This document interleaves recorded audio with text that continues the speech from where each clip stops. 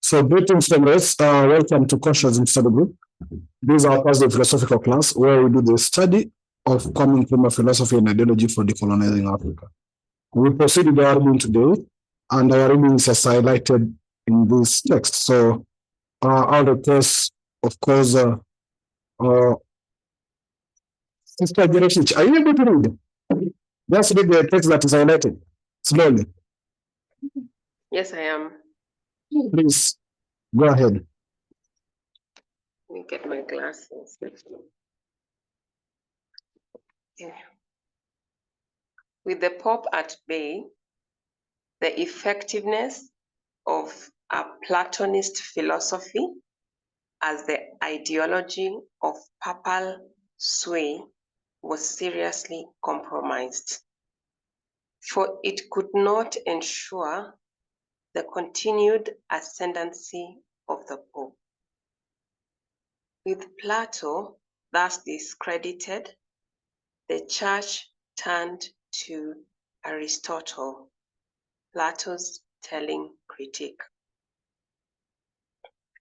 Aristotle was a champion of some form of democracy.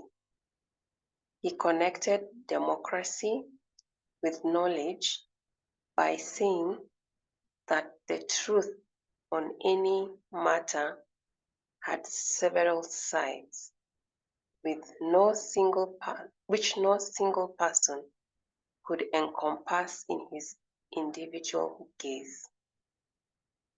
Any individual could only grasp a portion, and it was through the collaboration of many that the whole truth was attained. One social political significance of this is the rejection of anarchism, the political extreme of individualism. Should I continue? Yes, continue, then we'll start sharing our thoughts by paragraph. So just continue. Okay. Aristotle did not, however, believe that each man was able to contribute to the truth. In this, he was reflecting in his thinking what was a social fact in Greece. To say that each man was able to contribute to the truth would require at the social level that each man should have political rights. To say that each man was equally able, I'm repeating myself. To say that each man was equally able to contribute to the truth would require that each man should have equal political rights. The facts of Greek society were not in accord with this. The democracy of the Greeks was a democracy which was supported in the main by slave labor. Aristotle criticized neither the inequality of the sexes nor the exploitation of slave labor. He even thought that slavery was right, provided the slave was naturally inferior to his master. Such men, he said, were by nature not their own. He enjoined his fellow countrymen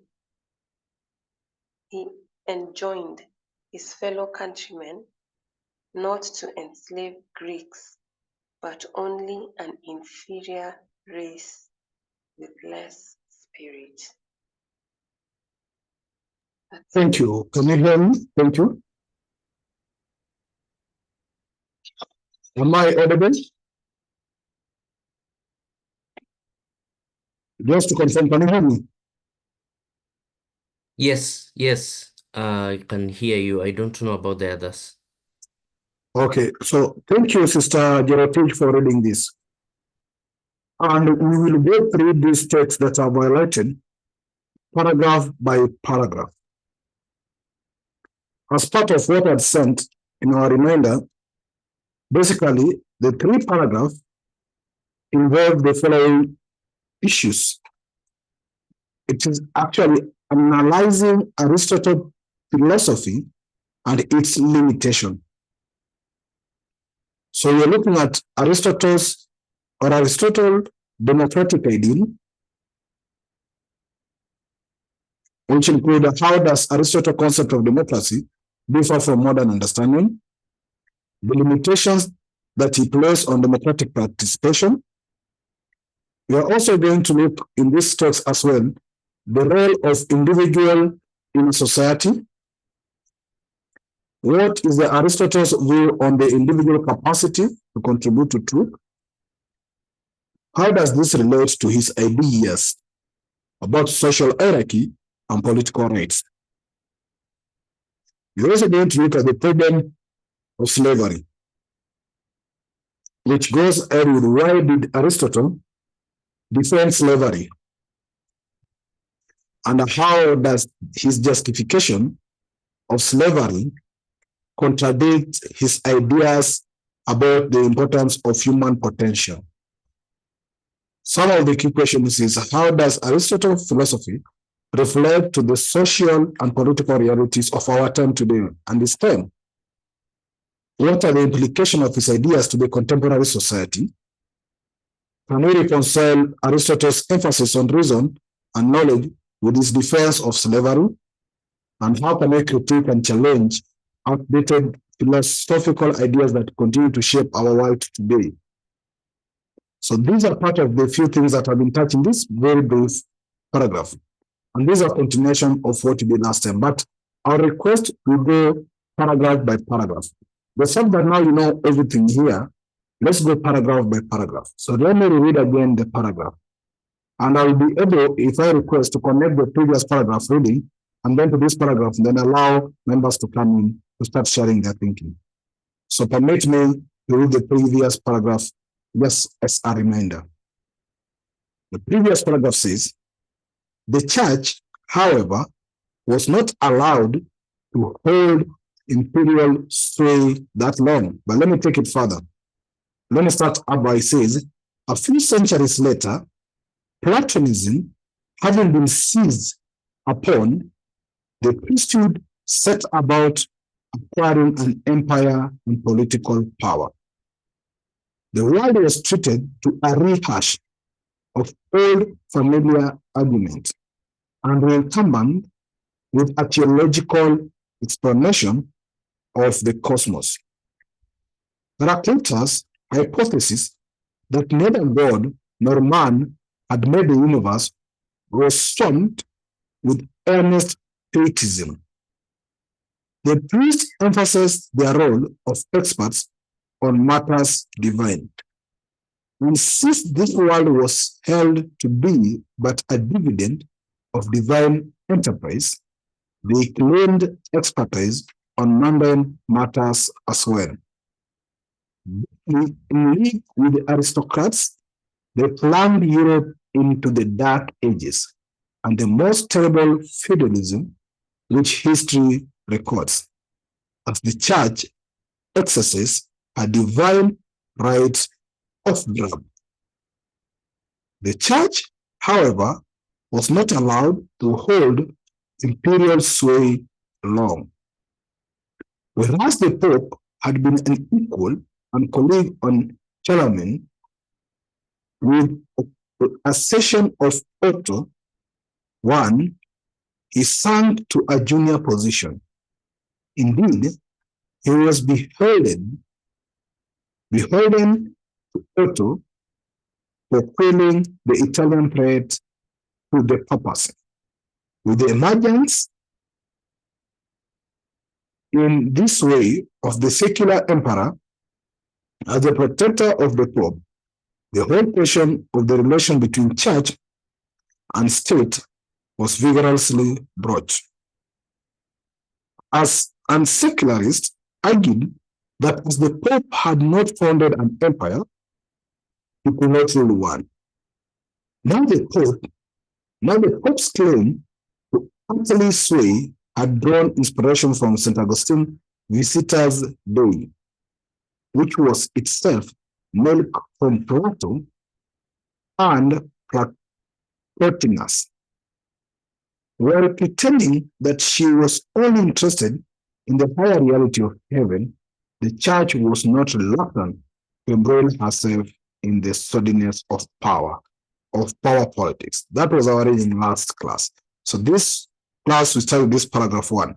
With the Pope at bay, the effectiveness of Platonism philosophy as the ideology of papal sway was seriously compromised, for it could not ensure the continued ascendancy of the Pope.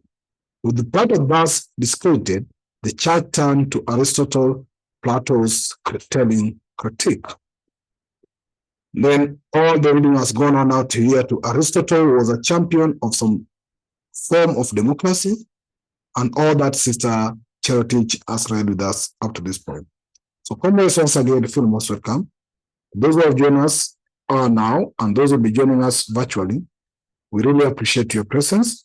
And since Sister Charity has actually done the reading, I request Brother Carrington start us off by sharing his thinking in the first paragraph as we go slowly to other paragraphs. So let's build the paragraph slowly by slowly as we're used to. So let's start with the first paragraph. I'll go around to all members, ask you to share your thinking in regards to this first paragraph. Then we'll go to the second paragraph, and if time allows, maybe to the third paragraph. So Brother Carrington, and I've noticed Brother Kwame in. Brother Kwame, please feel most welcome. And if you're in a position, let me know so that you can continue the sharing. Brother Kwame, we'll miss you for some time. Brother Pigeon, just so you know, can you hear me okay? I can hear you. Yeah, I mean, the new time, it's a challenging one because I am en route. I'm on a train or walking during the new time. So we'll manage and see how it goes. But as you can hear, there's an announcement already on the time on the train. So you continue sharing. I will mute myself, and when I need to, I will come in and speak. Yeah, thank you. Thank you, Brother Kwame. Brother Carrington? Thank you very much, Brother Pigeon, Brother Kwame. This is a relatively short paragraph, but the thing I picked from it is, I think, something that is very interesting that we ought to consider in the context of... Sorry, before you continue. Yeah. Which paragraph are we reading today? Because currently you say it was a short paragraph. The highlighted paragraph, I can see a lot of highlighted paragraph. Which one are we dealing with? Brother Kwame? I've highlighted 3 paragraphs that I had shared with the members prior to the class, but I've said that we start sharing our thinking with the first paragraph as we move down the rounds like that. Thank you. So I'll go first paragraph all round, then I'll go to the second all round if time allows. That's fine. Thank you. I just wanted to be sure. That's all right. Thank you. Thank you. Brother Carrington, please proceed. Yeah. Thank you very much. So I was talking about this short paragraph, basically a sentence or something. The important thing here is that the powers of the Pope have been basically calibrated, taken away, and the Catholic Church is starting to ask itself questions. It had constructed a philosophy on the basis of Platonism, Neo-Platonism. You can call it modern Platonism in their time, contemporary Platonism. And they had used this to construct a philosophy which gave them power. And slowly that power has been stripped away by Europe's political class. Remember this idea of there being 3 basically sources of power in medieval Europe, the clergy, the royalty and the nobility, and then the army, basically, and then the peasants are the people who are lorded over by these three classes. So it is very interesting that they go back to philosophy. They go back to think carefully about the philosophical basis of their ideological and policy practice, and then try to revise from there.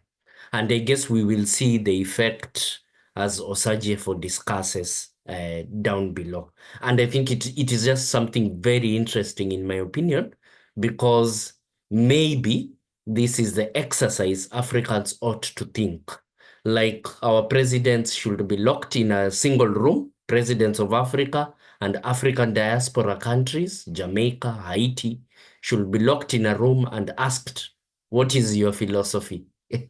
Thank you. Brother Clinton, Yes. was this a soft school in the church? An internal one, maybe. An internal one. But I am not familiar with the history of the church, specifically in this period. But it looks like an internal...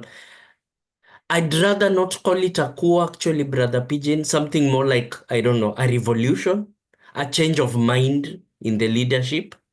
There are two ways of revolution, a change of mind in leadership or a change of leadership. So I don't know which went on. Maybe Okay. Brother Kwame can tell us. Yeah.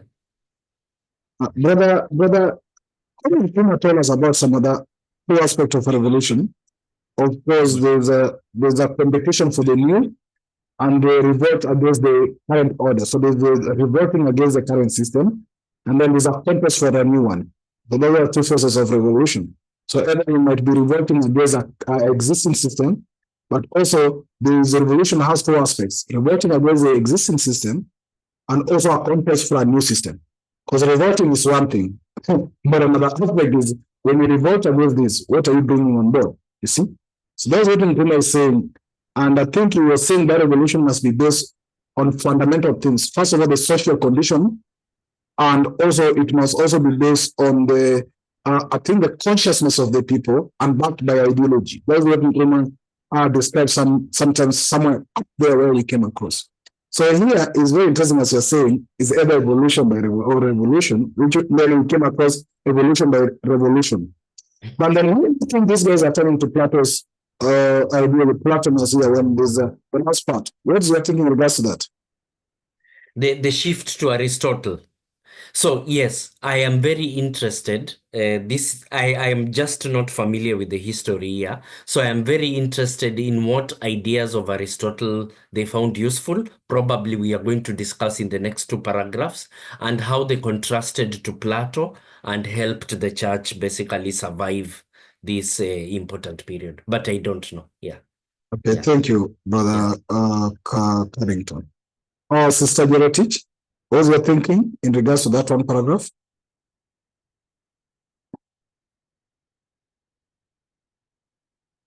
Sister Gerotich still with us?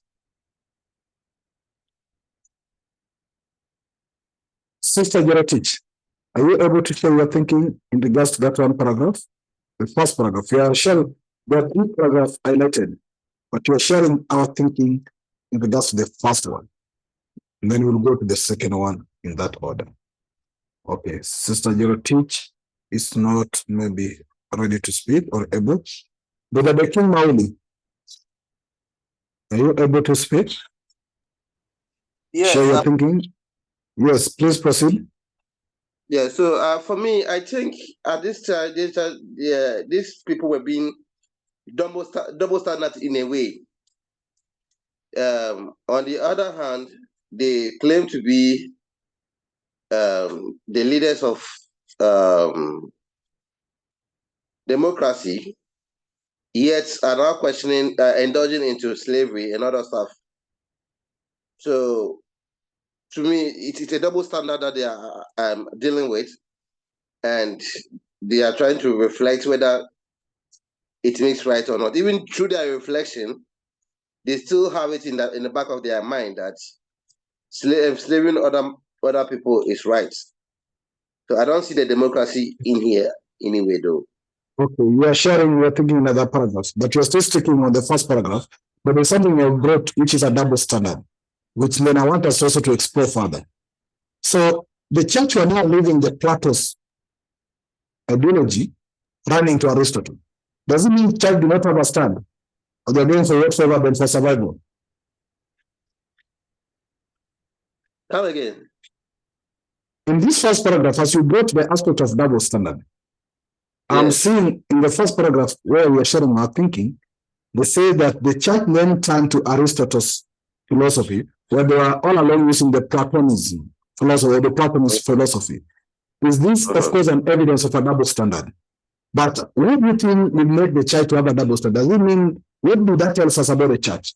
Does it mean that they are changing standards for survival? Or what does this say about the church? When they can shift philosophy as they end up being fit for them? What does that? Brother Pigeon, can I come in here and respond to Brother Carrington's contribution so that Brother Carrington can carry the discussion forward? Because as you know, he's our physicist, and once I explain what I'm about to explain, he will see what I'm saying, and he will carry the discussion to a whole different level. So Brother Carrington he's saying that he's not familiar with the history, with the philosophy of Aristotle. So once he's familiar with it, he'll be okay. So Brother Carrington, the philosophy of Aristotle, to cut out all that is to the heart of the matter, is what you physicists do. That is his philosophy. What do I mean by that? I mean that Aristotle was an empiricist. Okay, unlike his teacher Plato, who focused on ideal forms. Aristotle emphasized empirical observation and experience as a basis of knowledge. Brother Karen, does that now make everything clear to you? Yes, I sort of was familiar with the natural philosophy, but I'm very confused about social philosophy because I'm completely unfamiliar with Aristotle in social. What do you mean by social philosophy? So these politics, I never thought that Aristotle. Okay, I knew that he wrote about politics and social organization, but I have never read it. Yeah. Right. Okay, but what I'm saying is that in terms of his basic philosophy is that what you physicists do is the correct philosophy. Does that make sense? In accessing the truth, sort of, there's a path to truth, and it is empirical. Yes. Empirical observation and experience is the basis of knowledge. Now, Plato, as you recall, the reason the church liked Plato was because Plato said that there are two worlds: the spiritual and the physical, and that's what and that when you talk about anything like a chair or a table, the tables in this world are actually counterfeits. Now the real table is in the spiritual world, and the top. So God is if you think of it as a pyramid, God is at the top of the pyramid, and everybody else is below, the angels and so on, and humans are at the bottom. So Plato's believe in this, and that is why the church used that to control the world at the time. So once they were losing power, they needed a new philosophy. But I don't want to go into that too much. All I wanted to say at this stage, just so that you can carry the discussion forward, because I will get off, I will leave the meeting and come back later, is that as far as the philosophy is concerned, sorry, there's a timeline this announcement here, but the key point that I wanted you to guess, so you can take the discussion forward as you listen to others, is that Aristotle believed that no point observing a table, because the table you're about to observe is a counterfeit anyway. For Aristotle, you need to observe the tables in this world are real. You need to observe them. So empirical observation and experience is the basis of knowledge. And that is the key. There are other things, but that is the key. Thank you.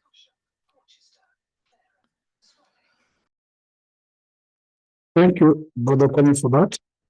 Brother Carrington, do you have anything to say in regards to what Brother Colin was saying? Thank you very much, Brother Pigeon. Brother Kwame, that was very helpful. I was failing to make that connection because of that. So I guess then I am hoping to see something about the discussion of specific classes of people, and this could tie in the next paragraph we are discussing, who have special access to truth or knowledge or understanding because they are in some way superior. And then the church could maybe use this to explain its privileged position. So I guess let us go ahead and explore. But I can see a connection. There's a sign of life. Thank you. Thank you. Back to you, Brother King.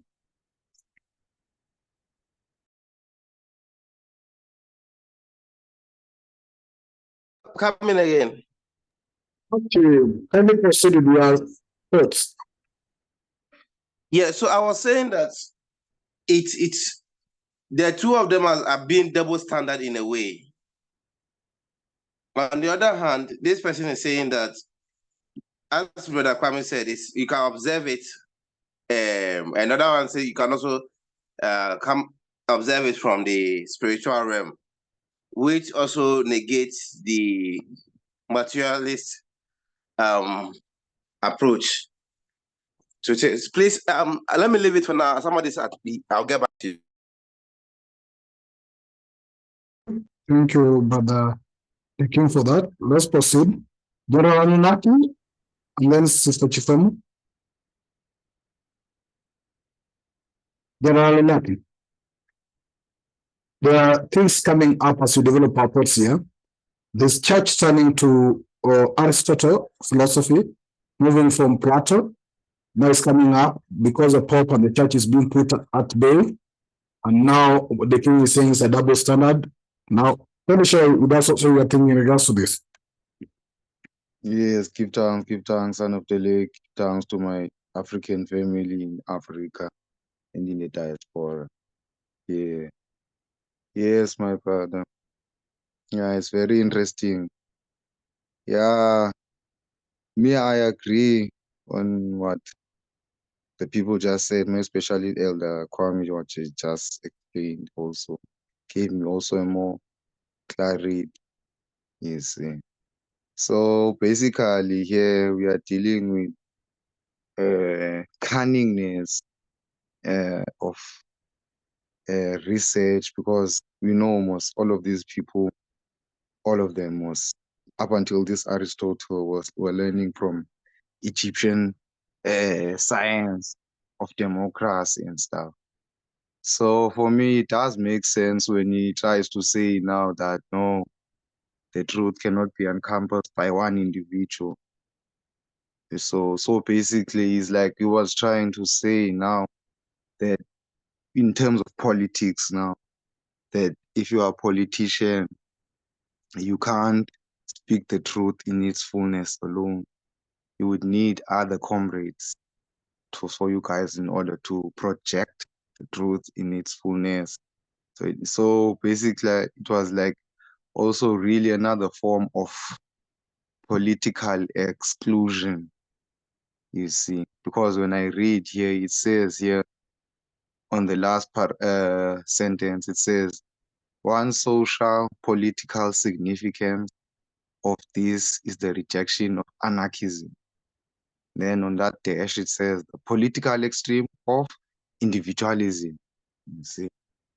So even me, my brother, I would like for you just to explain for me on that point, to clarify for us on that point of political extreme of individualism. Thank you. We'll get that paragraph. Thank you. We'll get that paragraph when you start sharing our thinking in the second paragraph. We are still sticking in this first paragraph where we're getting the aspect of. Is this the third paragraph? Is this the third paragraph? The second paragraph from Aristotle? Yeah, that's second. The first one is highlighted up there. Okay, okay. So, sorry, I see now. Okay, I thought it's one paragraph. I thought it's one paragraph. Okay. I'll come back to you. So let's go to Sister Chifoma. Sister Chifoma. I've just come in, so I need to understand what the discussion is about. We are sharing our thinking in regards to the paragraphs that have been highlighted. We are starting with the first paragraph, so feel free to share your thing. How do you understand it? Because understanding them from thoughts. Once I've read it, I'll come back. Thank you. So feel free to come in anytime. Let me get to Sister Beatich.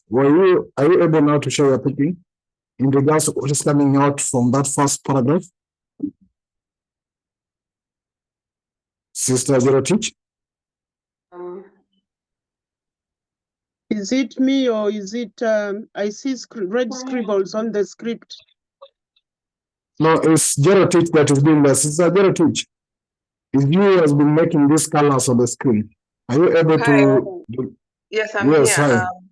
My phone has been hanging, so I pressed something accidentally. Are you able to remove the red markings? Don't think so, but just go ahead. Okay. Let me share your thinking in regards to the first paragraph. For me, it comes out as the church is not, how do I say, sovereign in its own, in the sense that it's always looking for support from a philosopher in one way or another. When it drops this one, it goes to this one. When it drops this one, it also goes to the other one. So it lacks that, what religious people would term as divine, let me say, they call it divine rule, or it's not autonomous from government, and therefore it's also corrupt in the sense that in the same way that the government is corrupt. I think that's what's coming to my mind, I think. Okay, thank you. Let me get to. I think the word you're looking for, my sister, is the church doesn't have divine authority. Yes, Sister Khadija, please proceed. Thank you. Sister Khadija? Yes. Yes, we are looking at that, what is at play there in the first paragraph. And we are asking members to share their thinking, because we are seeing one in the previous paragraph is that the church is losing their power, and their power was based on Platonism. They're now shifting to Aristotle. Somebody said that was a double standard. What do you think in regards to all that's at play in the first paragraph? I'm with Aristotle, and back to what he's. I don't believe in Plato's crap, and I think it's crap, and I think the church doesn't have the divine authority.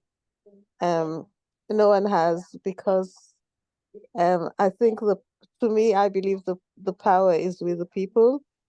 So we have to. I think the apparatus of religion has just been used to control. That's my opinion. Thank you, Sister Hadija. Yeah, we are seeing the power. Sister Hadija, thank you. The power is moving from the church. Where is it moving to? That's very important, because as you say, the power is with the people. Well, is it really coming out clearly at this particular first paragraph where the power is moving to? But you know the church lost their power. Unless Dr. Carrington can help us, maybe even misunderstanding. When the church lost the power was taken to who? Sister Beatich, you want to come in? I think let someone answer that question, then I comment on something closely related. Brother Carrington. Yeah. The previous paragraph, the one we read last week, this one of Plotinus and that one, yes. So, and the previous one, I think also, the accession of Otto I, he sunk into a junior position. Indeed, he was beholden to Otto for quelling the Italian threats to the papacy. So power is shifting from the church to the nobility, the political class. Yeah.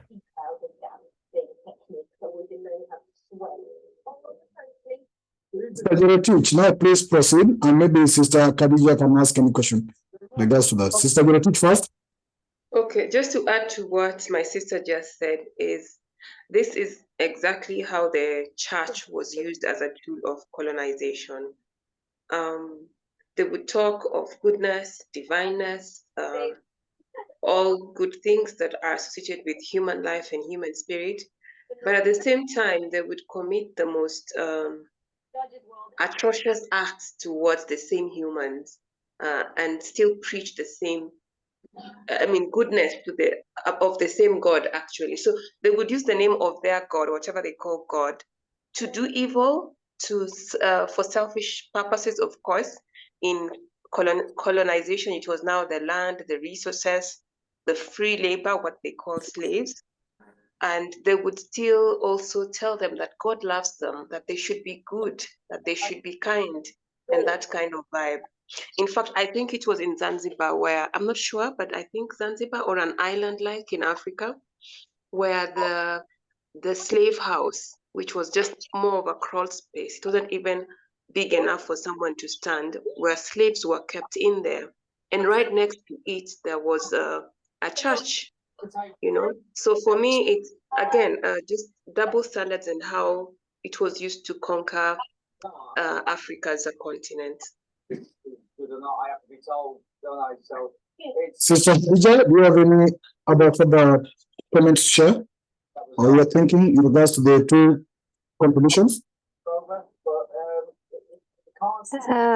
Yes, just hold on a minute.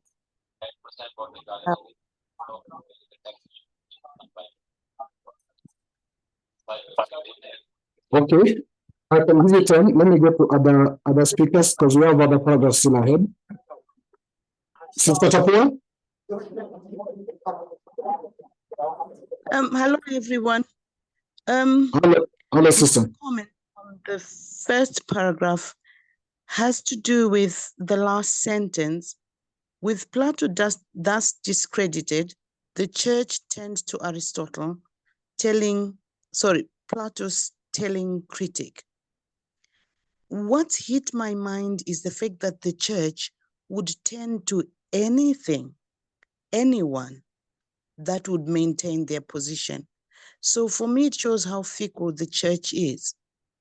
And like my sister said, it's a reflection of what the church has done through history and colonialism, and the church is still doing today.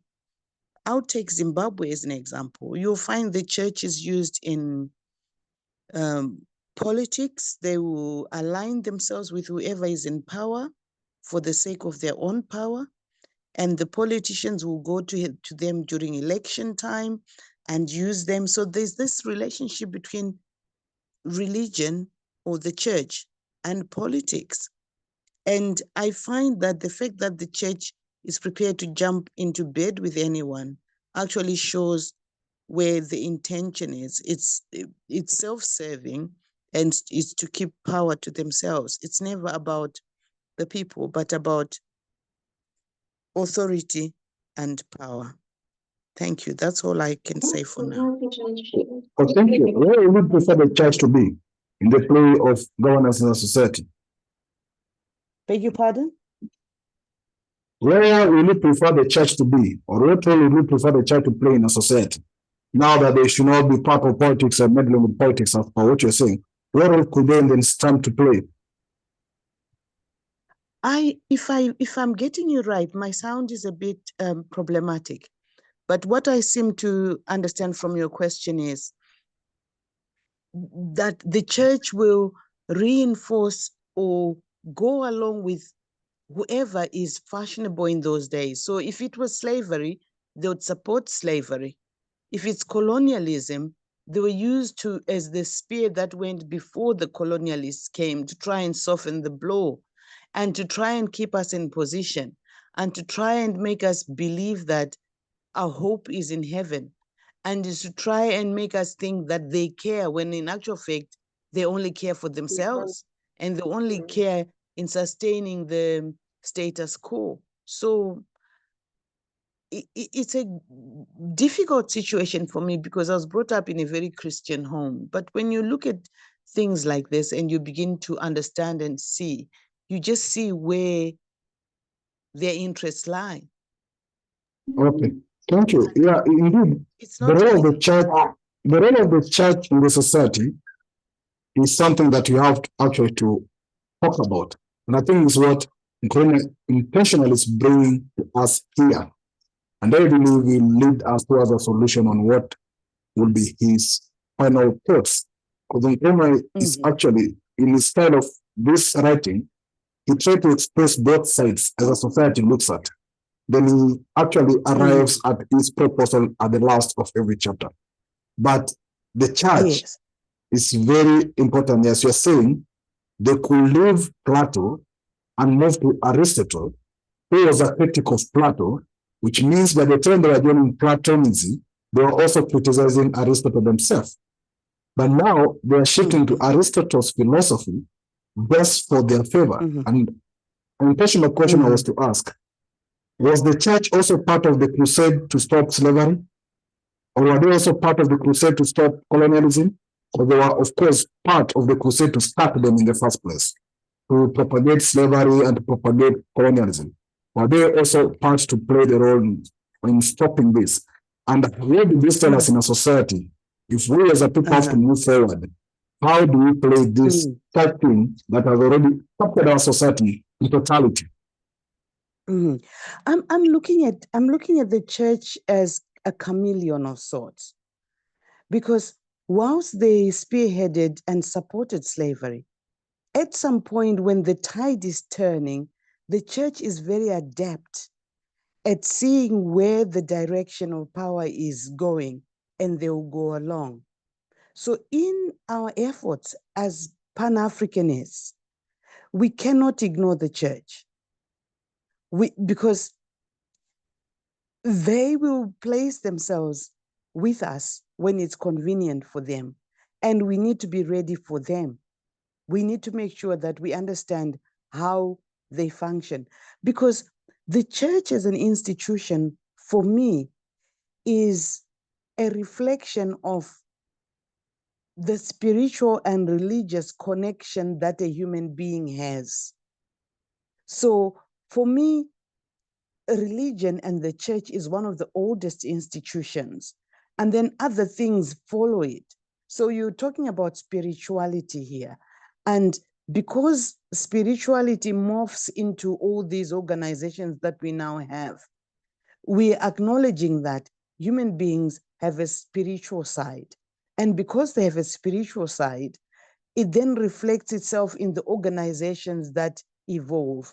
And as the organizations evolve, the church, which stands to represent the spirituality of men and women, is used by politics and other institutions for its own interest.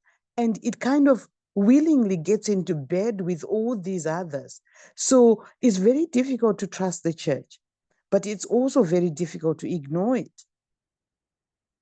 Because just by looking at my country, Zimbabwe, the extent to which people will attribute anything to God and be quelled by the church to accept things as they are, to accept the status quo as it is, to pray for your leaders, to hope that God will make them change, shows how much power they have and shows with whom they are in cahoots. So Thank you. that's thank you. I'll stop there for now. Yeah, church played a role in Kenya, and President Ruto campaigned through church until he became a president. It's now the church that is criticizing Ruto, in the forefront to criticize the same Ruto. and pastors are going out without fear in churches to criticize the same government, that they, the same church, are also in the front line to actually propagate. So it means that we cannot trust church anymore in any decision in any society. No. And that's where we are losing the power, as you're seeing here. The people is losing the power. The church is also losing the same power in a society today, because they're not coming out to be any reliable source as far as governance and politics of a country is concerned. But permit me to allow other members to share their thinking, sister, so that we can proceed. Thank you. Thank you. Thank you.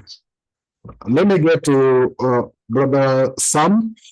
Then we also have Brother Kama. Thanks. Evening, everybody. Thanks, Brother Pigeon. Yeah, I am not sure up to which part you have read, but the first paragraph, as I understood, especially what our sister Tapua said. Sam, sorry, just for guidance, we are discussing first paragraph.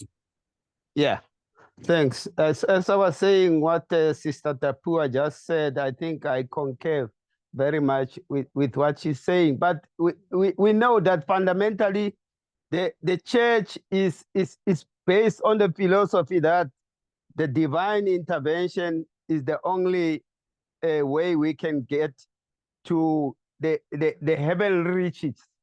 Nothing on earth must we find that will be holy and rich. We will get our riches in heaven after death. So in terms of revolution, and I think that's where Kwame Nkrumah is bringing this, in terms of revolution, the church basically, philosophically, they are opposed to what we want. We want violent change of one regime to the other, to a revolutionary and a political order. And the church says, if somebody claps you, you must give him your other cheek. So basically, in essence, it is opposed to what we revolutionaries want to do. But as Sister Tapua say, it is difficult to ignore the church. You know, here in South Africa, we've got the Zion Christian Church. It is a church that goes over 10 million of supporters. And we say, if we look at the political situation in South Africa, if the bishop of this church can decide, I'm entering politics, he will rule the country forever, because no other political party can garner those millions of people. So we cannot ignore them, because that's where the masses of our people go for soliciting or hope in their circumstances. Therefore, we need to understand. And I think in this situation of a Greek, somebody says it's double standard. I don't think it's double standard. Remember what has been happening. Every time society improves itself, modernizes itself, new theories come into. It's just the question of how do we adapt with the current situation.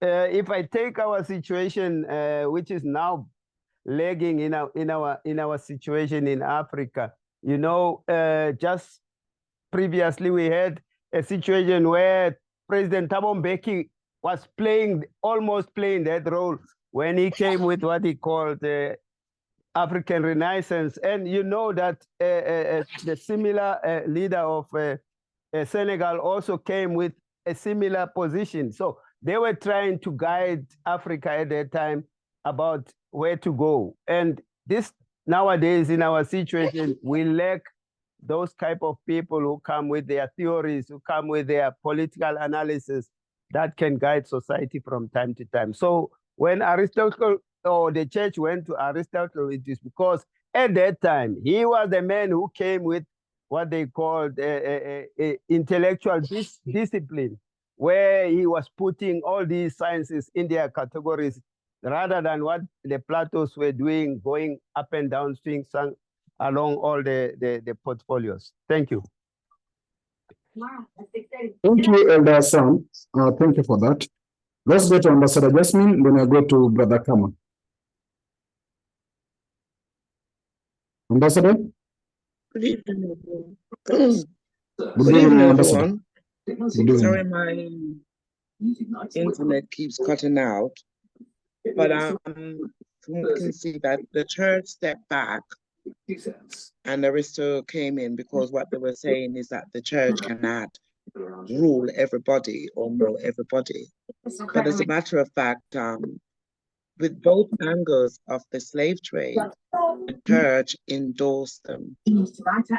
That which was in the Arab world, the sub-Sahara slave trade, was endorsed by the church. In fact, the Church of England are now offering to pay reparations to people, you know, through slavery, because they know, even though they claim they didn't know at first, they knew they endorsed it first. Even though men had been doing it, the church endorsed it. So that now people trust the church, or the people of the church were trusted as man of God, as and welcome to your Thursday One Show live on BBC One and Alex Jones. Now tonight we are. Oh, sorry, I had to mute one of the members, Jonas. I think his microphone was on, and I think Ambassador mic went off. When she come back, she can be able to proceed. I want to bring Brother Kama as we towards end the first paragraph, but I've highlighted the text above that states something. Say that the text on the green before the new text, that while pretending that she was only interested in the higher reality of heaven, the church was not reluctant to embroil herself in the subbidding of power politics. See how the church was then confusing or getting herself into this. And prior to this, there was also a chapter that stated, as church exercise our power, our divine right to grab. The one highlighted here. The church exercised her divine right of grab. But there is also a chapter we came before that was highlighted here as well. Let me highlight it here, which then says the priest emphasized their role of experts on matters divine. And since this world was held to be but just a dividend of divine enterprise, so it was the world was a dividend of divine enterprise, they claim expertise on the mundane matters as well. So these are parts that are linking the church and what we are experiencing here. So Brother Kama, please come in to share your thinking in regards to that first paragraph. Thank you so much.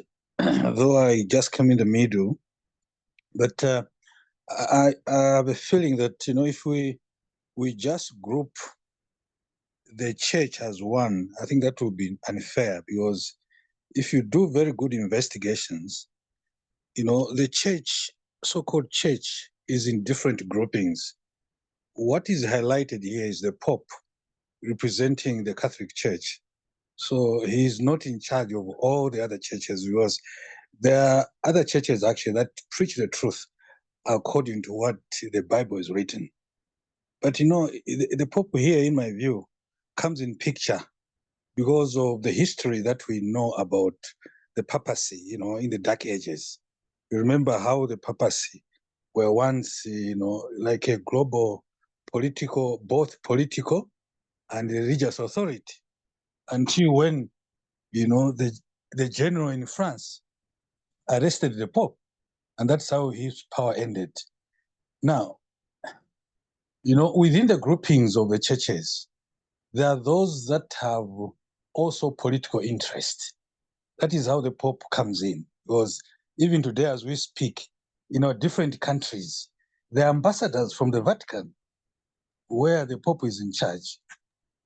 So, you know, for them to come into the issue of colonialism because of the past interests that they have had, you know, at one time when they are in charge both of the political and religious power, you know, so they had, because in the Dark Ages, you find that the the strategy that they taken is to force people to believe in what they wanted.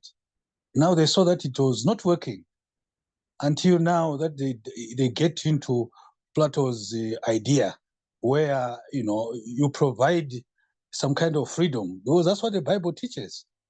Even Adam and Eve was given freedom to do wrong or to continue doing right.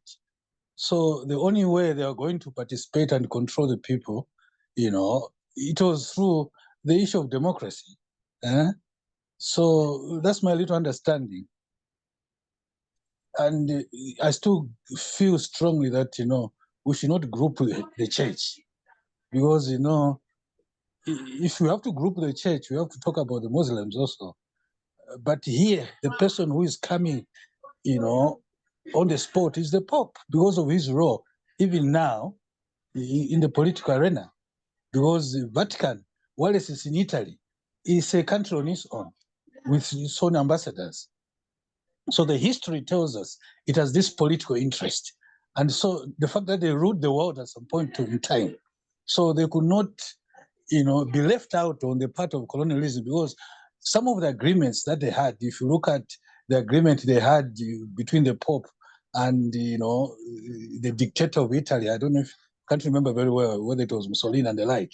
Those are some of the things that, they agreed that, the church should help, the dictator then to achieve what he wanted by using it to reach up to the people. Thank you. Thank you. Thank you. Can I say something? I think, in my opinion, I think religion shouldn't have anything to do with governance, because I think as Africans we had our own religions, we had our own practices, and we were fine until they started messing up with messing up with our brains and telling us things. You mentioned that it's not the Pope had domain, but other denominations of Christianity were equally corrupt. For instance, Queen Elizabeth I worked with post Justinian of Russia to destroy West African empire of Songhai. So and they also, the church, the British church, they wanted to destroy, when they were going around sending explorers, those explorers were actually spies who were going, watching how we were doing things, liking it, and also spying. And when they went back, they designed weapons to destroy us. And because we are open-hearted, and we took them as friends, and what they came in, they invaded us, they enslaved us, and they also sowed discord amongst us. So we started fighting amongst each other and who were the beneficiary of those fights were them, because they would capture all the prisoners and take them as slaves, because that's how they sowed a lot of discord in Africa, and especially where all the areas that they had the slave trade. That's why that's why we have tribalism in Africa more than anywhere else in the world, because it got to a point when you could only trust your own people, because they had spies amongst ourselves who would go, and then they go and leak information. So it got to a point you couldn't trust, you don't know who to trust. And that's why And that is how they sow discord amongst us. So Okay, thank you. That is my opinion. And also, I think we really need to start developing through education, through African education and history and education of our history, so that we are proud of ourselves. And if we know our history and know how great we are, we wouldn't be buying a lot of this crap. I don't know where all of you are, but I'm in England, and we just recently found out that in 2014, so in 2024, we just had, I think earlier this week, there was a documentary that came out that even the King and Prince Charles, they've been kind of operating a feudal system when even the charities that they are patrons of, when people, even the charities they donate, they would say King Charles is patron of this charity, is patron of this whatever, and when they give the rent land, they pay. So when we are donating to charities, cancer research, this, that, and all that thing we're paying, the king and his son are taking money. What kind of nonsense is that? I just signed. I'm really going to start campaigning for a republic. We need to get rid of the monarchy, because it's, apart from the fact that even their lifestyle is the taxpayer pays for their lifestyle, and people sit down and queue for them and whatever. Thank God I never have. But they're just taking money off us. Why? Because this nonsense that's by birth they are better. No, they're not. We're all equal. We're all equal. Okay. Anyway, I don't want to get power. So I don't want to go on and on because it gets me angry. So okay, I want to give Sister Grace. Can I come in? Sister Tapua, can I go to Sister Grace first, please? Yes. Our hand is up, so let me go to her, please. And then I'll get back to Sister Tapua. But now we have to proceed to the next paragraph. Having analyzed the church a bit in that one paragraph, now let's get to what Aristotle is all about in the second paragraph as well. So Sister Grace, then Sister Tapua.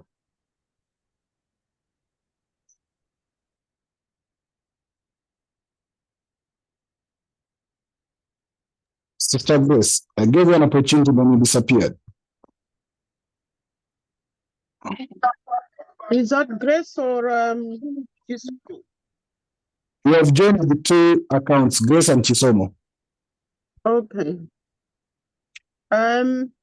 Okay. I don't know much about Aristotle and Plato, but I can only comment on what people are saying and the green paragraph. So Our comments, Sister Chisomo, the green paragraph is a reference in the previous reading. Our comment is on the paragraph, the first paragraph in yellow. okay. No, I don't know much about Plato and Aristotle. I was just going to comment on what others have said. Okay, maybe a minute to comment on that, because maybe any of what the members are contributing in regards to the first paragraph here, but feel free. Then I'll get Sister Tapua. Okay. Can I come in? Please come in. Yeah, go. All right. I just wanted to highlight the fact that... Sorry, can I ask, why can't Sister Chisomo share her thinking on what she has heard? I've said that we are sharing our thinking in regards to the text on the paragraph, not what people are.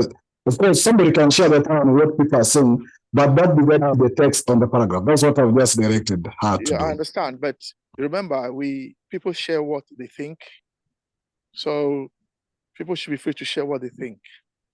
And if they want to share on what other people have said, that's fine. Yeah. Okay. Anyway. Let her do that. Let her do that after Sister Tapua maybe comments on the paragraph. Sister Tapua? Yes.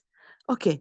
I just wanted to step back a bit to say, whilst the paragraph is referring to the Pope, I think we need to take it as a general statement of organized religion, because even in pre-colonial Africa, of the states of the pre-colonial African states that I've studied, religion played a very important role in reinforcing the position of the king or anyone else, and or anyone else that shared the same interest with them. So, for example, you also had religion venerating the kings as God's representative on earth, even in pre-colonial Africa. But the way they used the power was slightly different from how exploitative and the extent of exploitation that was there. Maybe it was because of the level of, I don't want to call it development, but the level of industrialization and everything else that was going on with regards to the economic conditions of the African states.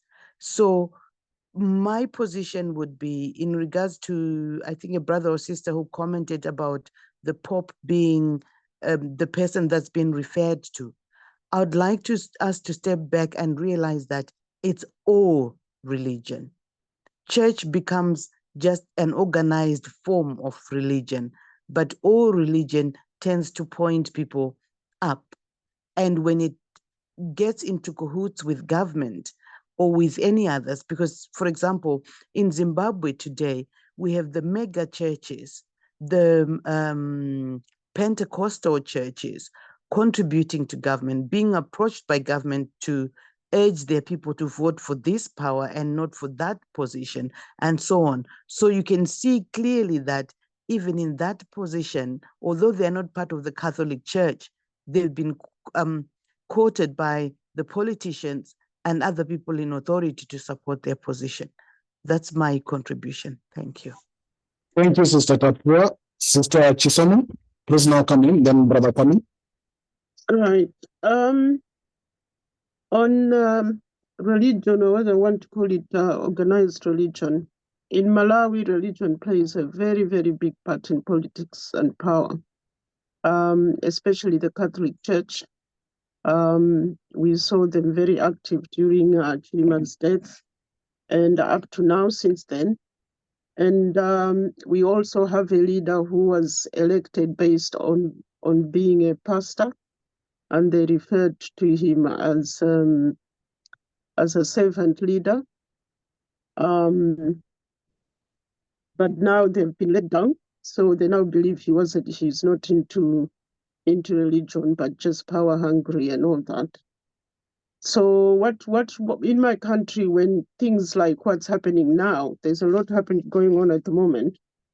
So when things are going, people think the government is not doing well. So previously, the Catholic Church will issue a letter, what they call a pastoral letter, to correct them, to warn them that what they're doing is not good and blah, blah, blah. So they will issue a letter. But of late, it's a lot of other churches have joined in, so they kind of write these letters jointly to highlight what's wrong the government is doing. And then individual pastors now are going on YouTube to talk against the government and to influence votes and to tell people which one to vote. Some are very open, and we've had pastors being arrested of saying whatever they've said. And when also before he died, I don't know if you heard that Malawi had the second election because they felt the first election was rigged, when it wasn't really true. But it was influenced by the judges, the judiciary, and the church. And because the church got involved, and we call ourselves the God-fearing nation, So the church has influence to say, okay, they have to do this rerun. And then when they were actually in the committee of influencing that there should be a rerun and that there should be an alliance, because if they don't ally, the other guy will win and they won't get the 50+1 that they introduced on the second round. So now when it went all wrong and the alliance wasn't working, then the guy who then was killed, well, I don't know whether he was killed or not. Now there's all sorts of other stories running. So the guy who then died kept saying, before he died, was pleading to the churches to say, you got involved in forming this alliance. You forced me to go into this alliance, and now things are not working. Where are you to come and sort this out? He pleaded and pleaded it with them. The church just kept quiet. And then he died. Only the Catholic Church came out. They controlled everything to stop the government from covering up, or whether they were covering up for them, it's not clear. But the church, especially the Catholic Church, takes the lead. So I agree with the other speaker who said, let's not call church as in all churches, because other churches don't want to get involved. But in particular, the Catholic Church will take the lead. And because most of the citizens go to church anyway, that's where the voters are. So they do work together and influence whatever is going on. That's my input. Thank you, Sister Chisomo. Brother Kwame, please come in and then lead us towards the next paragraph or towards the end of the session. Brother Kwame, please. Pigeon, just so you know, I am working home, so I won't be able to chair. Yeah? So continue until I go home. But I am now on my phone instead of my laptop. So I can't read anything on the screen because the texts are very small. So just remind me, we are commenting on the first paragraph. Is that correct? We have been in the first paragraph for that long. No, is that what we're commenting on? I'm asking. Yes, that's what we are commenting on. Okay, and it's very short. Can you just read it for me again, please? Very quickly. It says that with the Pope at bay, the effectiveness of Platonist philosophy as the ideology of papal sway was seriously compromised. For it could not ensure the continued ascendancy of the Pope. With Plato thus discredited, the church turned to Aristotle, Plato's telling critic. Okay. All right. So basically, I've heard what some of us have shared. So basically, the power that be used a philosophy to buttress its rule. And this philosophy was Platonism, which later became Neoplatonism. Plotinus was responsible for Neoplatonism. Now, when the power of the church was threatened, they realized that they couldn't use Plato to dominate in terms of political power. So they needed a new philosophy. And so they turned to Aristotle. And why did they turn to Aristotle? And as you said, Pigeon, earlier, we'll read more about that in the following paragraphs. What I want to remind us all of is who is Aristotle? Are we all familiar with Aristotle in terms of who the man actually was? We don't know whether it's a man or a woman, but anyway, do we all know what Aristotle, what he did against Africans? Are we all aware of that? Yeah, I can't hear, but Pigeon, are you aware of that? Let me use you. Personally, I'm not aware. Okay, so let me tell you very briefly. as we go into what Aristotle had to say. Aristotle was a thief. Okay? Why do I say that? Aristotle came to Africa and was trained by the African priests or the African priesthood, just like they all did. Plato, all of them came to Africa and they came to learn from us.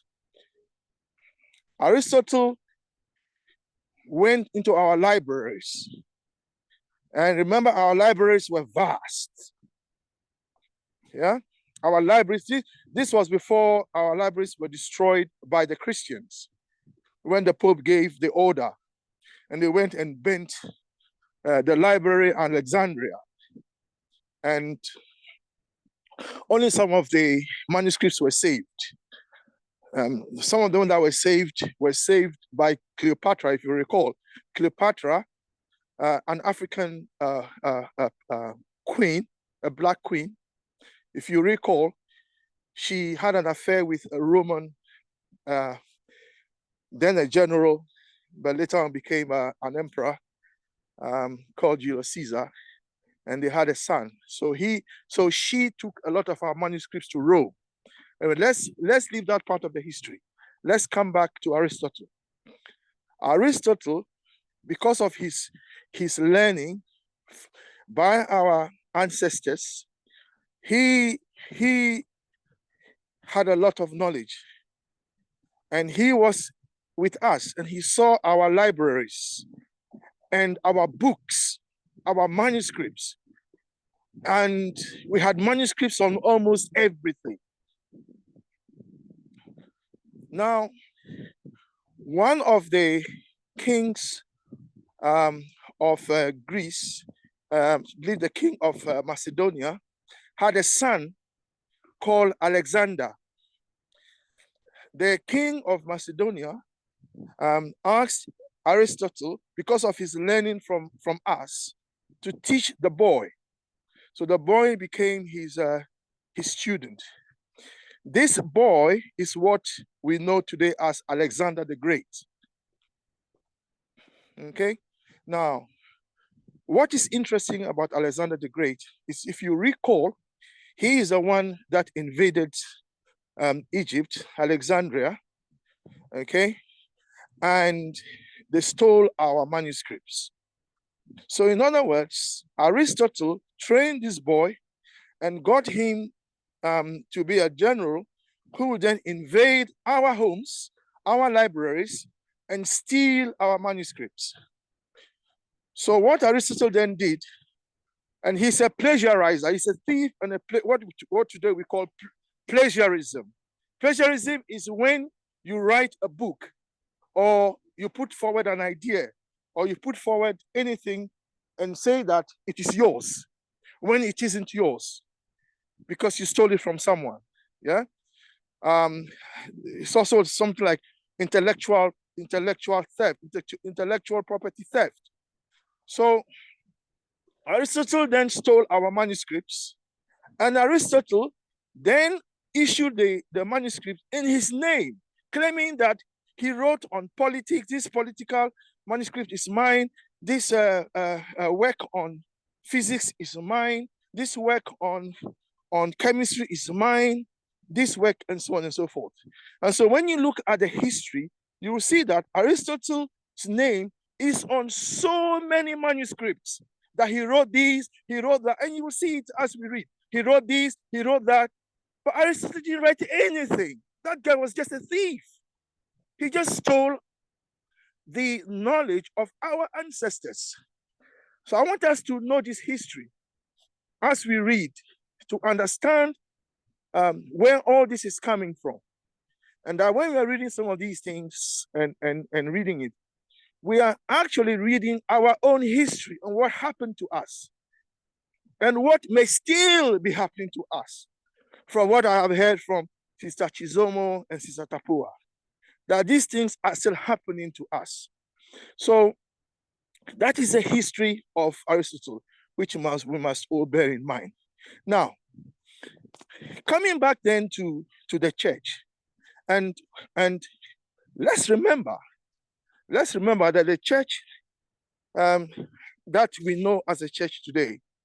Yeah, when they reorganized in Nicaea, in Nicaea, when they decided what manuscripts to accept and which one to reject. Let's remember that it was a war against Africans. I don't know if we are aware of that.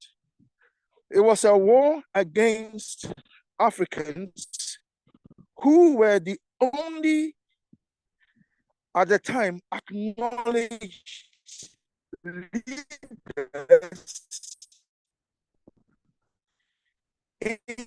in all manner of fields.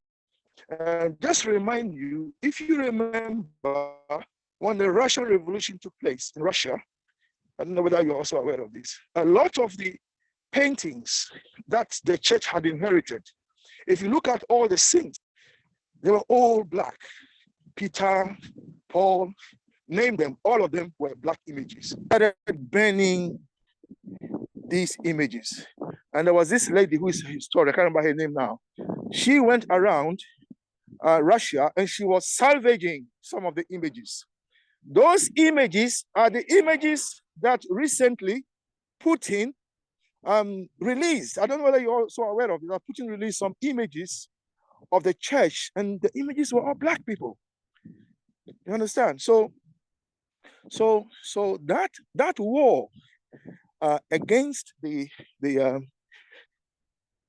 against, in other words, the way in which the way in which Rome asserted itself was against Africans. So most of the things that were rejected in the Christian Christian theology, like the Book of Enoch and so on, those were all African works, because Enoch, as you know, was an African, and so on. So the church turned to Aristotle. Why? Because the church recognized that Aristotle had done something that they found very helpful. You will all agree with me. Let me end with this. You will all agree with me that anytime you find an African who is a traitor, who is a sabotager, who works in the interests of white supremacy, they love that person so much. Why, if you look at today, why won't Trump be very happy with black men in America voting for him? Why wouldn't he be happy? That is what white supremacy has done to some Africans. So think about it. Think about it like this, and I'll end with this. Look at Trump and look at how black men voted for him, and then go back and look at Aristotle. So we have the church, the Roman Catholic Church in brief. Look into the works of Aristotle. This man is good. He's done good for a look. He's brought us all this manuscript. These are all African works, the very Africans that we were against. This man, he's brought the books, he's brought the manuscripts, apart from the ones that we had before, and this is good for us. So now we will embrace him. So this is the background that I want us all to be aware of as we look at these passages. Aristotle is not good news for us. Let's just bear that in mind. In terms of the philosophy that must guide us as Africans. So Nkrumah is not telling you or telling us that Aristotle is great for us. We are still in the same chapter, philosophy and ideology. So Nkrumah is reminding us, be mindful of the philosophy that you embrace. And that's what the current thing was saying.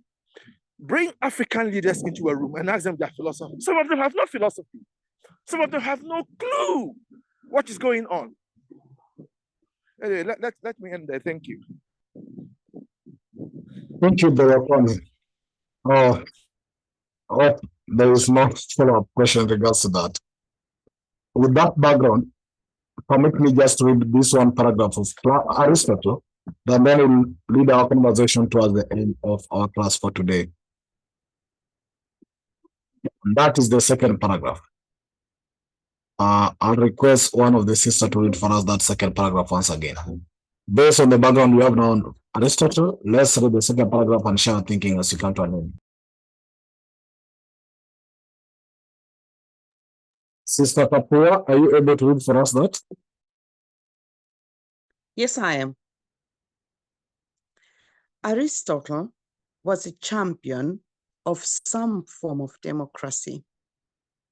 He connected democracy with knowledge by saying that the truth on any matter had several sides, which no single person could encompass in his individual gaze. Any individual could only grasp a portion, and it was through the collaboration of many that the whole truth was attained. One socio-political significance of this is the rejection of anarchism, the political extreme of individualism. Thank you.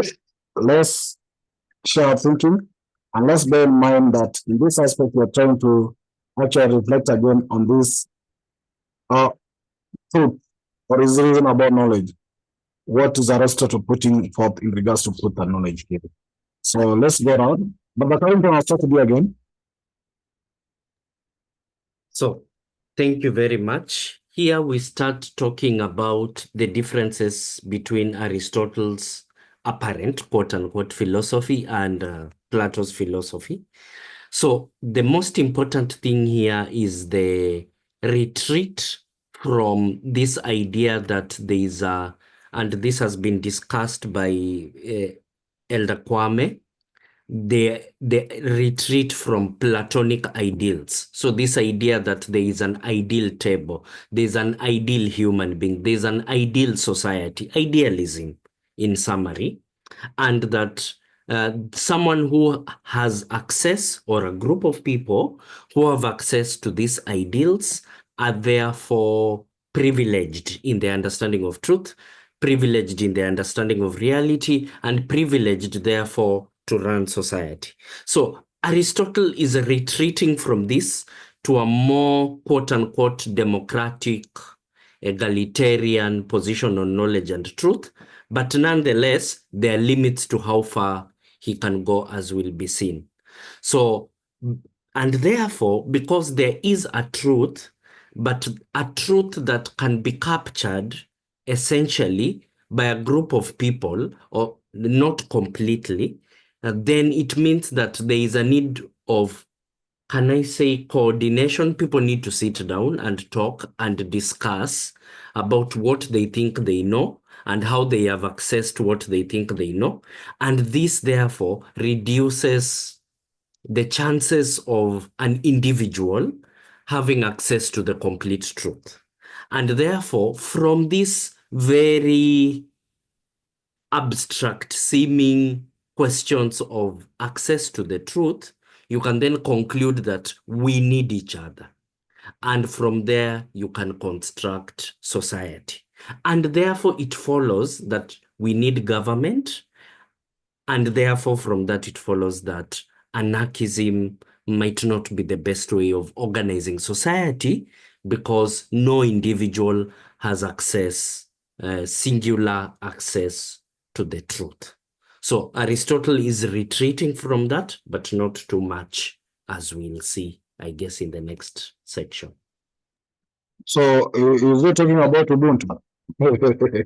It's a capitalism. Good. Now that is a very good question. The problem, and I guess after we are done with this book, we can give ourselves the difficult task of fully fleshing out this idea. Ubuntu first manifests very differently in different African societies in different periods. the underlying philosophy is true, because is not, I don't want to say true, that needs to be investigated also and elaborated, but the underlying philosophy is existent. You can see forms of it. The Kikuyus and Luos had not interacted directly before meeting in Kenya, or the Kikuyus and the Maasais, and somehow the laws of social organization that had been in operation in Africa for hundreds of thousands of years led to some sort of equilibrium before interruption by Europe. So the philosophy is there, but now comes the question of how can it be interrogated? Now, is Aristotle pushing some form of Ubuntu? Yes and no, because of that question of what Ubuntu, what forms of Ubuntu are we elaborating? Thank you. Thank you. That was just a side question. So hope we won't run away from Aristotle to discuss Ubuntu. Let's take our comments in regards to what Aristotle is talking about in this paragraph. Sister Tapua? Thank you. I think what makes an impression on my mind is the first sentence, that Aristotle was a champion of some form of democracy, highlighting the fact that there are variances of democracy. And when I read this paragraph, before I read the next paragraph, I just felt, wow, this is so inclusive. But when you read this paragraph in connection with the next one, you then begin to see that this is the beginning of discrimination. Whereas Ubuntu will take, the basic word is a human being, munu. But Aristotle here is saying, when you take it with the next paragraph, there are some people who are better than others. There are some people who are more human than others. There are some people with less spirit than others. And I'm shocked by this. But given the background that our brother Kwame has given, I'm not surprised. So the last sentence that reads, one social political significance of this is the rejection of anarchism, the political extreme of individualism.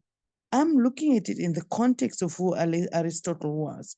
And my thinking is, my opinion is that his rejection of anarchism was so as to maintain the status quo that he believed in, that there are some people who shouldn't vote, that there are some people who are less human, and these people should be there to support what is, to support the social-political structures that he thought should be in place. But some people had no rights because not all of us were gifted. And this takes us down the road of racism, where you then lump one race and say, they don't qualify to be human. They're slightly less human. They've slightly less spirit and so on. And it's sad, very sad, especially based on the fact that he's a thief. Sorry to say. Thank you. Thank you. I wanted to ask that question, but let's proceed because of time. And maybe come in and ask questions as we continue commenting. Thank you, sister. Brother Beking Maulu, we are having 16 minutes to end our class. Brother Beking Maulu? Yes, my brother. Yes, please share your thinking in regards to that paragraph.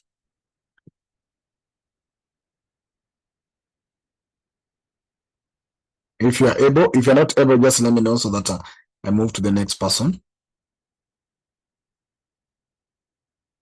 Okay. Sister Gerotich? Look, I'm trying to talk. I didn't know I was on mute.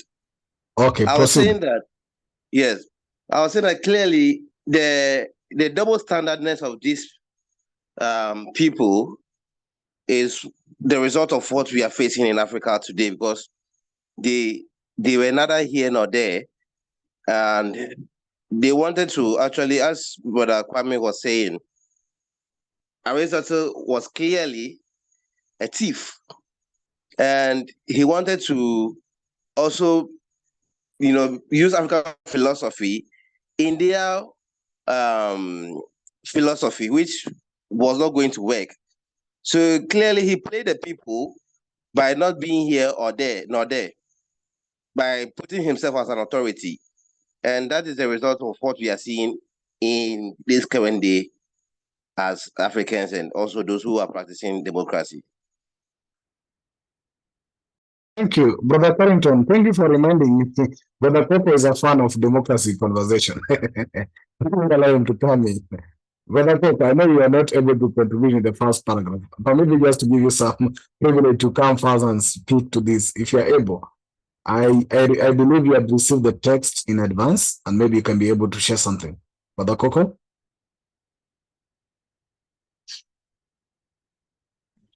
Oh, Brother Coco? greetings, comrades. Greetings. Yeah. Interesting topic tonight. We see contradictions, lots and lots of contradictions here. But as Sister Tapua and Brother Carrington have said, it's not surprising given who Aristotle is. Because at one point, he rejects anarchism and then advocates some form of democracy.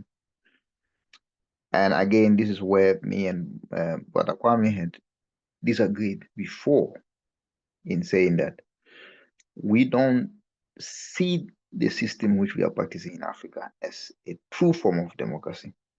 It has been bastardized, and you can see where this was bastardized. It has been destroyed in Greece, in ancient Greece, under people like Aristotle. Because democracy itself, it means a system of government by the people. Then you ask yourself, which people? Then it comes clear it's not everyone, it's certain people. So in a way, he borders more on what Plato was advocating, that there be a ruling class made of educated people. Again here, we are seeing they are protecting the Greeks. Greece first, like America first, in the same way, same vein. So there are people who are not entitled to come to the table. Or even if they come to the table, they have to sit under the table and wait for the crumbs falling. This is the system that Aristotle is advocating for. Because if you talk about egalitarianism, everyone is welcome at the table. Ubuntu itself, it derives from, as Sister Tapua said, from the person. The person in Zulu is Umuntu. In Nguni languages, Umuntu, Xhosa, Swati, and Ndebele in Zimbabwe. It means the same, Umuntu. Then they practice the philosophy of putting the person at the center of whatever decisions, whatever philosophy we do, then becomes Ubuntu, because it embraces the human being. There's humaneness, there's that collective humaneness. We don't care whether you are what other people say disabled, or you are old, as in ageism. There is no ageism under Ubuntu. There are generations that live under one roof. You find younger children, the great-grandparents or the grandparents are there to help with the younger ones. And the parents learn a lot of wisdom from the grandparents or the great-grandparents. You find some families which still have great-grandparents living with them, but it's not the same as what we see here in the West. They go to their homes, the nursing homes. Majority of them go to nursing homes. It's that element of saying, I am because we all are, but you cannot see it here. because it's meant to fool us. It's meant to fool us to think that everybody is included, but we are not all included. It's the same as what we see in the West. Thank you. Thank you, Brother Coco. We are having 10 minutes. I may not be able to go through all the list, but I request anybody who failed to share their thinking to raise their hands so that I can reach out to them. But we will have to continue from this paragraph in our next class as we link it up with the next paragraph that will be coming along. So yes, if you are in a position to share your thinking, just raise your hand so that I can be able to pick you out because of the time limit we are having for now. But we'll continue this paragraph in our next class as well. I really wanted to also ask some thoughts on when he says that any individual could only grasp a portion. Does it mean that he was putting limits on what an individual can learn in a society? And then that means if that is the foundation of our collaboration, coming from the aspect that you only know a little, and therefore you need my little to make it up. How is that really? Because I believe that in what I learn, you can only come into what you call collaboration on a state of independence, which means one independent state can then interdepend with another independent state. But when you are not independent, you are dependent. How can you then have a collaboration with the independent person with the dependent person? But yes, it's very, as you're saying also, I'm trying for myself, I've not been able to share my thinking in all this. I'm also seeing that level of actually double standards.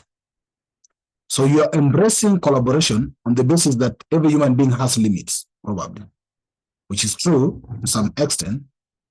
But then, that then brings another aspect of you putting the so-called little knowledge or ability for one person to say some truth.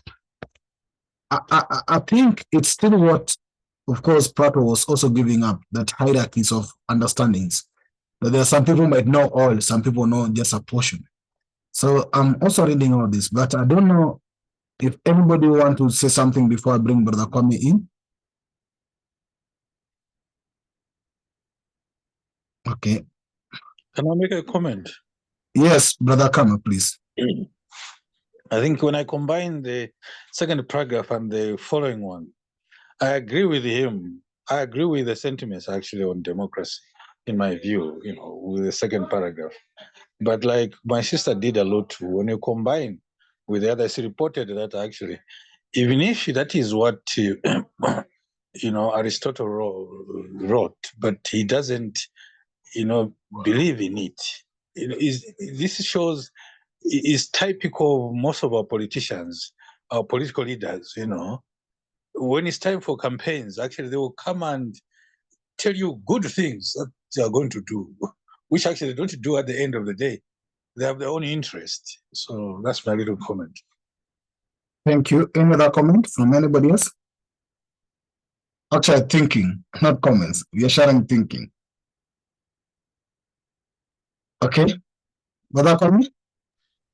Yeah, thank you. The last speaker that spoke made a very key point that Aristotle did not believe what he wrote.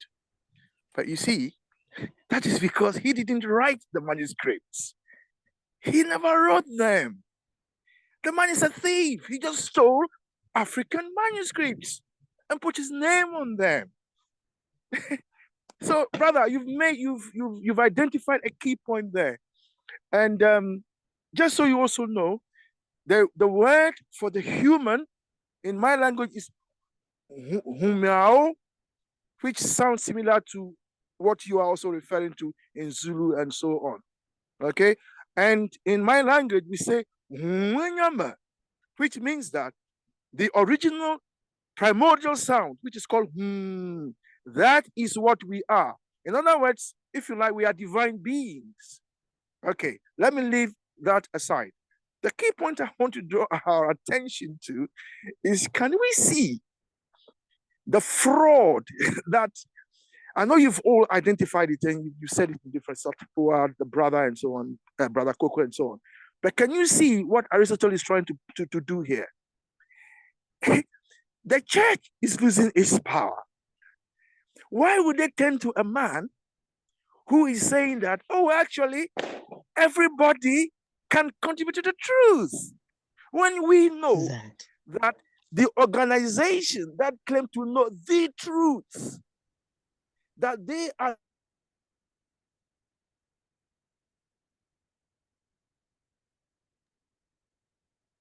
Bakwami, it's like I've lost you. Okay. Very quickly, maybe, as Brother Kwame tried to get in, or try to work on his audio. Sister Tapua, can you share what you wanted to share in a minute, and then Sister Grace as well? I just wanted to comment on the last sentence there, that Aristotle enjoined his fellow countrymen not to enslave Greeks, but only an inferior race with less spirit. I think I've written in the comment section there that how would one even envisage measuring spirit? And then a generalization that some people or some races have less spirit. I mean, what is this? How would one measure this? And then to plead that you should not enslave Greeks. And if your economies and everything else is based on slavery, who are you advocating should be enslaved? Sister Tapua, you've jumped to the next class conversation, because it's like this thing is organized. We started the church, democracy, and now racism is coming in the third paragraph, which we'll then be dealing with in the next class. But I think thank you for that, but I think we'll have enough time in our next class to touch on that aspect you're bringing when we touch this third paragraph. Sister Grace, a minute maybe, and then I'll check if Brother Kwame is back. Yeah, I just wanted to say, I mean, reading on this and what Brother Kwame said, I then asked myself, is this not why we're struggling with the principles of democracy? From what he's saying, it's that things can be argued in so many ways and explained in so many ways. So he then did what he did, and he's explaining away why he did what he did, and that you can't rely, let's say the material that was stolen, you can't rely on the original authors, because I can then say, I've contributed something or I've contradicted it, therefore it's now my material, and then the church comes in and then they agree with him, and so it's like so much confusion that's happening in our countries today, that people can do whatever they like about that one single thing, or say whatever they like about whatever has been introduced, and it's bringing so much chaos to the extent that, is democracy suitable for Africa? Or is it just to facilitate fraudsters like this guy here? Thank you. Thank you. Brother Kwame, are you back? I'm seeing another hand up. I don't know which whose hand is out. It was Sister Grace. Brother Kwame, we have 1 minute. Oh, Brother Kwame is going completely. So, comrades, we've come to an end of our class. It's been a great conversation where we've dissected so many things. We've looked at probably Aristotle coming in now. In our previous classes, we were dealing with Socrates and Plato. But now we are having Plato and Aristotle.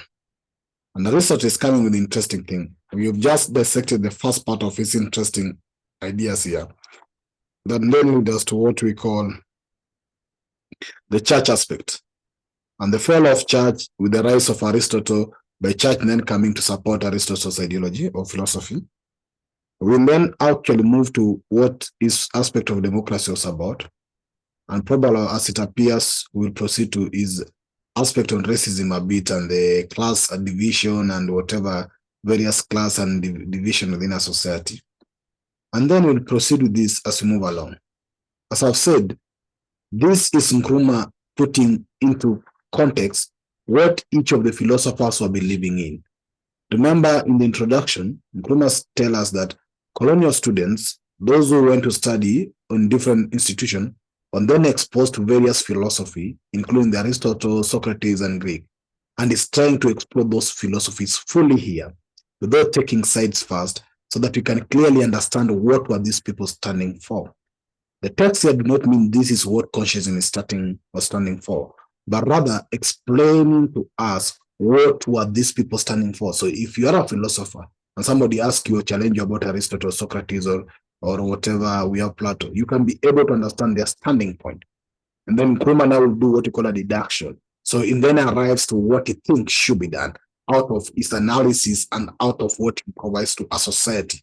We're in a philosophy and a society. So you're looking at Greek society.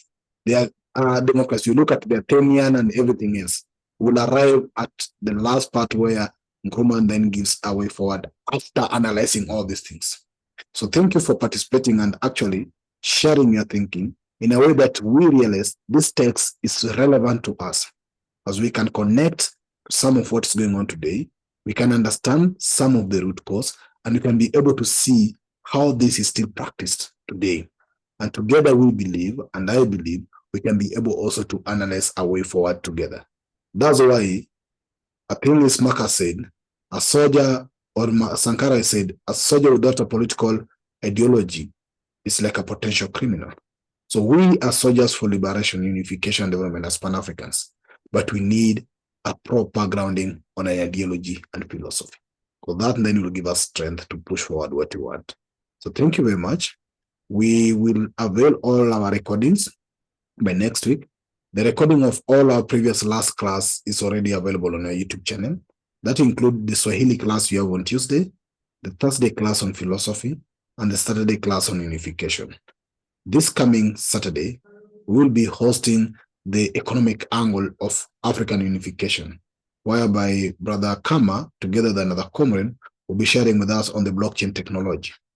We also came across words like Lumi, and be interested to look at the political economic angle. So we've changed a bit or modified our Saturday class to be political economic unification, because there's a need for economic emancipation as based on Kwame Nkrumah's book, Neocolonialism, The Last Stages of Imperialism. So we're looking forward to seeing you in that Saturday. And next Thursday, don't miss this. If you found it worth and interesting and very important to your attendance, please don't miss this, because we'll continue from where we've left it. Having said all that, comrades, permit me to appreciate your time and wish you a lovely evening. See you then on Saturday. Thank you. Thank you, and good night, everyone. everybody. Bye-bye. Take care. Thank you.